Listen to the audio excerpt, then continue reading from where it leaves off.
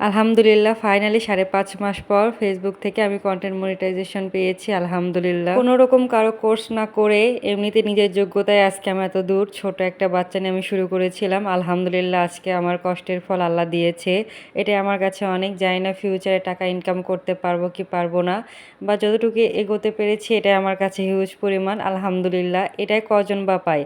অনেকজন আছে যে বছরের পর বছর পেজ চালাচ্ছে কিন্তু লাস্টে মনিটাইজেশন পায় না, যেটা আমি খুব তাড়াতাড়ি পেয়েছি আলহামদুলিল্লাহ। আজকে আপনাদের অনেকগুলো টিপস দিতে পারি, আমার ভিডিও দেখেও আজকে অনেকের ভালো হতে পারে, এটা আমি শিওর বলতে পারতেছি, কারণ আমি জানি আমার পেজের পিছনে আমি কেমন কষ্ট দিয়েছি।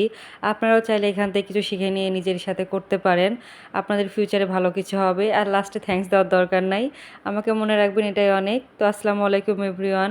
আজকের ভিডিওটাতে আমি কোনো ডিটেলস বলবো না, জাস্ট আজকে আমার একটু সুখ দুঃখের কথা বলবো আপনাদের, আশা করি মনোযোগ সহকারে শুনবেন। আমার পেজ নিয়ে কিছু কথা বলি। আমার পেজটা ক্রিয়েট করে আমি 2025-এরই 29 মার্চে হুট করে ইচ্ছা হয় যে নিজের একটা পেজ খুলি, মানে যদি কখনো টাকা ইনকাম করি নিজেরই ভালো। আর আমার মেয়ে যখন 6 মাস হয় তখন ভাবতেছি যে মেয়ের তখন 6 মাস হয়েছে, অনেক কিছু স্মৃতিও থাকবে এই আইডিতে, আর আমি রেগুলার যেভাবে কাজ করি হয়তো অনেকের ভালো লাগবে। আমি প্রত্যেকদিন অনেক পরিপাটিভাবে সংসার গোছাই একটা বাচ্চা নিয়ে, হয়তো অনেকের কাছে ভালো লাগতেও পারে। আর একটা কথা মনে রাখবেন, কখনো কারোর জন্য কোনো কিছু নিজের চেঞ্জ করবেন না, আপনি যেমন তেমনটাই শো করবেন। আপনার তো গরিব ঘরে বা মধ্যবিত্ত, এটাতে অনেক কিছু শো করতে চাইবেন না, এটা কখনোই করবেন না। আমি হয়তো এখন একটা বাসা বাড়িতে আছি, বাট আমার বাবার বাড়ি বা শ্বশুর বাড়ি এত উন্নত না। আমি আমার ভিডিওতে এগুলো সব দেখাইছি, আমার কখনো লজ্জাবোধ হয়নি। আমি ছোটোবেলা থেকে ওই জায়গাতে বড় হয়েছি, বা আমার শ্বশুর বাড়িতে আমি সারা জীবন থাকবো, এটাতে আমার লজ্জার কিছু নাই। আমি প্রাউড ফিল করে বলতে পারবো যে না, এটা আমার অতীত, এটা আমার এখন চলতেছে, আলহামদুলিল্লাহ ফর এভরিথিং। এটাই কজন বা পায়, যেটা আমি লাইফটা আমি চাচ্ছি।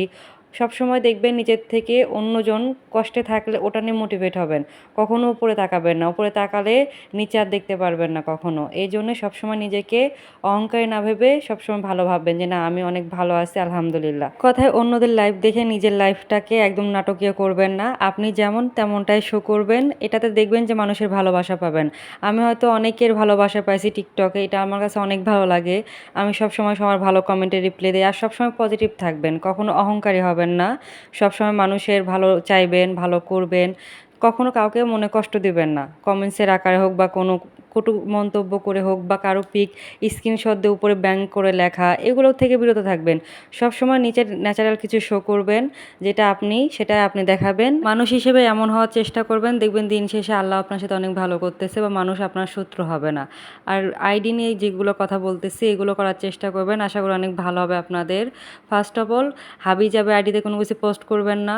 অনেকে অনেক কথা বলে যে, বলে না কোর্স করেন, এটা করেন, আসলে কোর্স করে কিছুই হয় না। আপনি হয়তো সেট আপের নিয়মগুলো জানবেন, কিন্তু আপনার কষ্ট আপনাকেই করতে হবে। এই জন্য টাকা খরচ না করে আগে আইডিতে মনোযোগ দিন, ভালো করে ভিডিও মেক করবেন, সেগুলো ভিডিও আপলোড দিবেন, একটু ভিডিওটা ক্লিয়ার করার চেষ্টা করবেন। বেশি পোস্ট করার দরকার নেই, প্রত্যেক দিন 2-1টা করে দিলেই হয়। আমিও প্রত্যেক দিন একটা করে ভিডিও দিই, তাতে আমি পেয়েছি। মিটের ভিডিওতে আসলে এত কিছু বলা সম্ভব না, অন্য একটা ভিডিওতে বলবো। আলহামদুলিল্লাহ, আমি মনে করি যারা কষ্ট করে সবাই এই সেট আপটা পাক। তো আজকের মতো এটুকুই, টাটা বাই বাই, আল্লাহ হাফেজ।